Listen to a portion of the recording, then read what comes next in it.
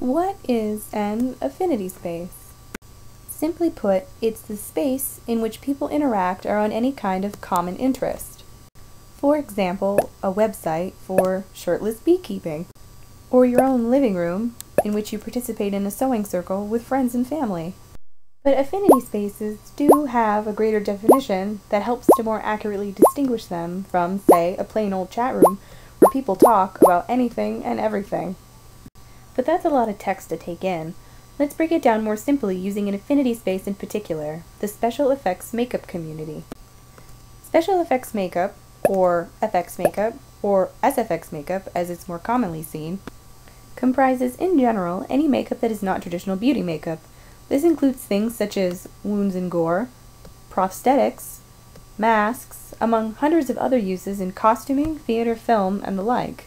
Let's go back to our original graph for a second. Here, we can replace interest with SFX makeup. Space is just dependent on any of the many places people are congregating to talk about SFX makeup. YouTube, for example, and Tumblr, and Reddit, among hundreds of other places. Remember these? Let's take a look at them individually within this space. Number 1. In an affinity space, people relate through their common interests, rather than other things like class or race or gender, which become sub-important. The Effects Lab, a message board dedicated to SFX makeup, shows this off well.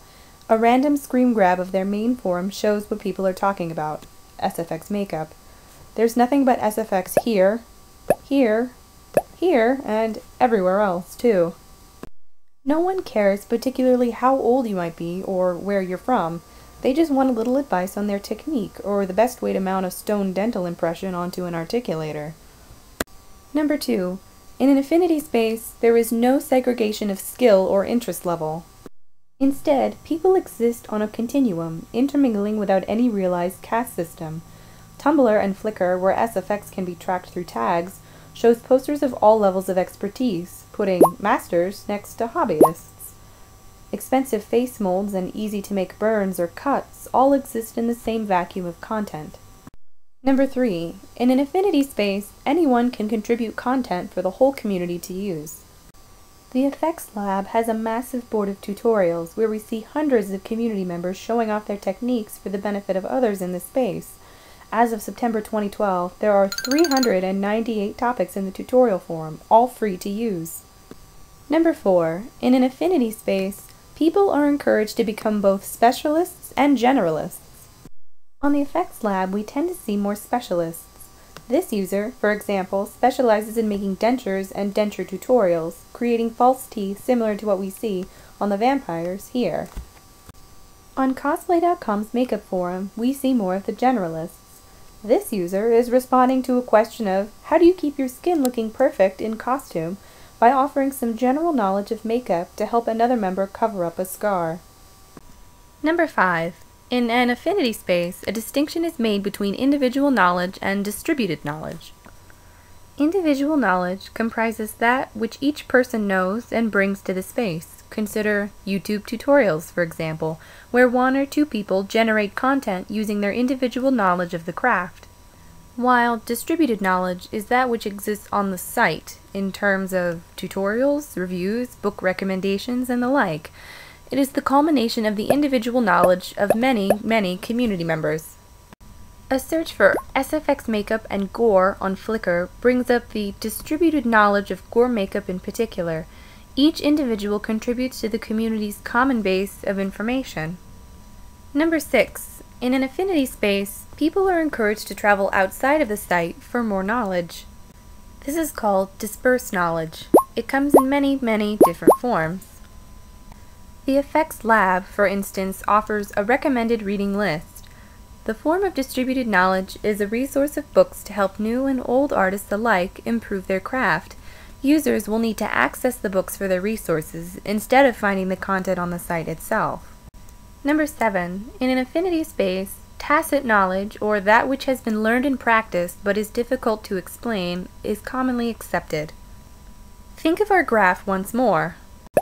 The space becomes the online SFX community, in which is housed a particular language of the craft, which comprises tacit knowledge. Words like lifecast, stipple, Chavant, Ultracal, Vacuform, among hundreds and hundreds of others, comprise the language of SFX. As it is both learned from the community and inexplicitly communicated, it becomes tacit knowledge. Number 8. In an affinity space, there are many different forms of participation. All of the examples we've seen so far constitute participation, such as asking questions, answering questions, posting video tutorials, and showing off work. As long as some type of content is being generated, then it's considered participation. Number 9. In an affinity space, status can be achieved in a number of different ways. Here, we can see two different references to the same user, who has gained status due to the reputation of his skill with recreating bullet wounds. His status is indicated further by the fact that he is considered the man at that type of work. The makeup and eye contacts thread on the cosplay.com forums is so busy and densely populated that it becomes hard to achieve status in the same way that one would on the effects lab. Instead, status is often created through the join date and post count, or the number of times any particular member has posted within a community. These help to establish a member's seniority.